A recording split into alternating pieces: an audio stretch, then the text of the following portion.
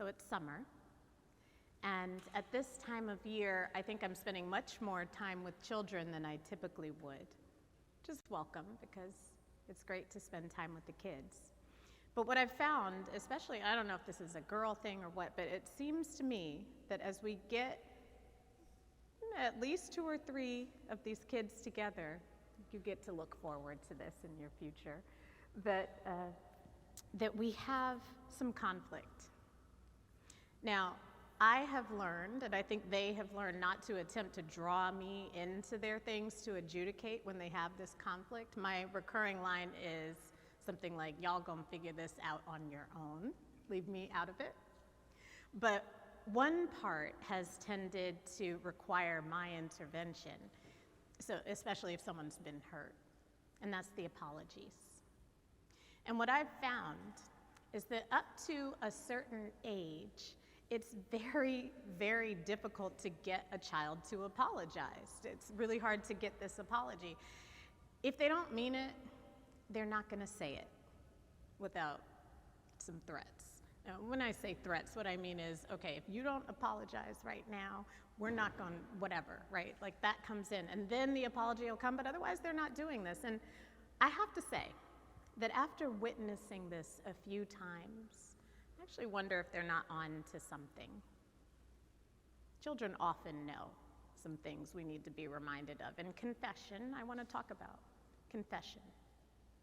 Confession is our apology to God. But it's a loaded term in church circles.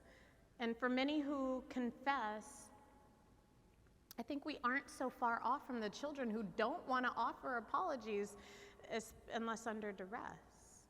The threat of punishment is a powerful motivator.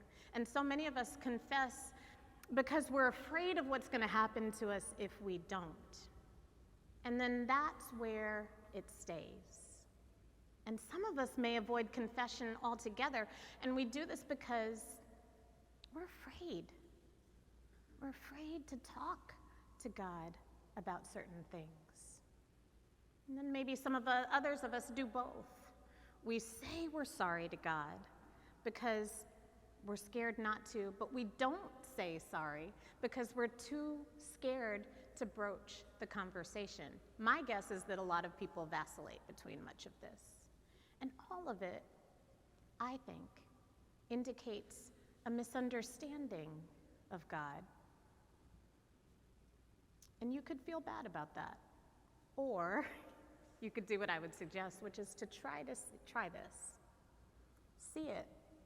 See all these places where you feel that you need to or want to say sorry to God as a beautiful opportunity to grow in your relationship with God, to deepen in the Spirit of God, to come into your life and to allow you to open up so beautifully to what God already knows, by the way.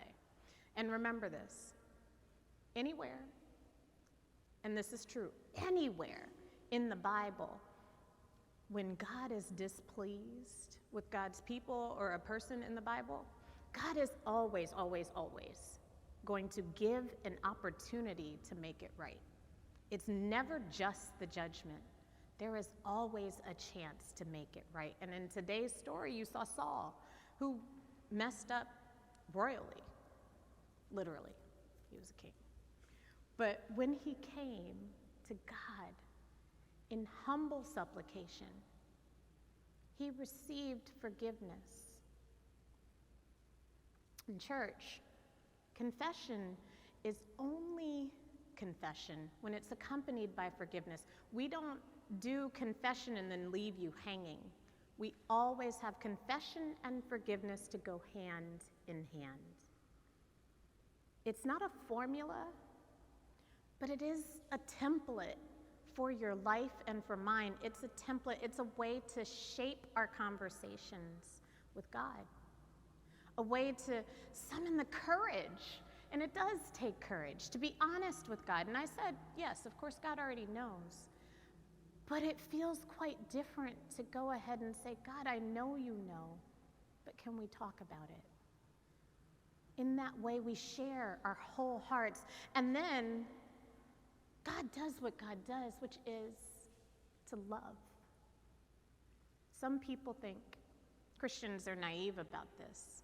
They think it excuses bad behavior because some people will just take advantage of God's mercy. That's how many people think about this concept of confession and forgiveness, but I think they're missing the point. Confession, again, which is making a sincere apology to God, is about opening up our relationship, in being sincere, in being open to God changing our hearts.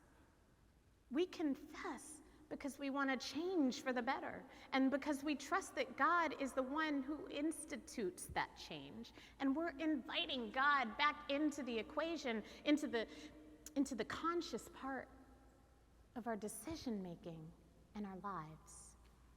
This isn't lip service. It's not a transaction. I think that's where we really get lost. It's not a transaction. And don't worry, God can't be fooled. But there is a reason that we say, turn to God in secret. It's one of my favorite lines from that song, Come Sunday, that Duke Ellington wrote. Come to God in secret. And Jesus even says, when you pray, go into your room, close the door, and pray to your Abba who is in heaven. Then your Father, who sees in secret, who sees what is done in secret, will reward you. And the point is that, yes, of course, God already knows, but when you share what God has already seen,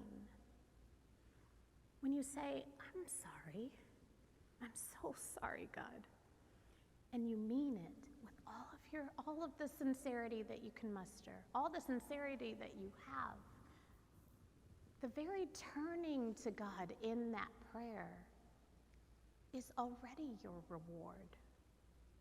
Because when you fix your eyes on the Lord, you can never go wrong. So remember, beloved, go into your room, shut the door, shut out the noise. You and God are about to have the conversation of your life. Amen.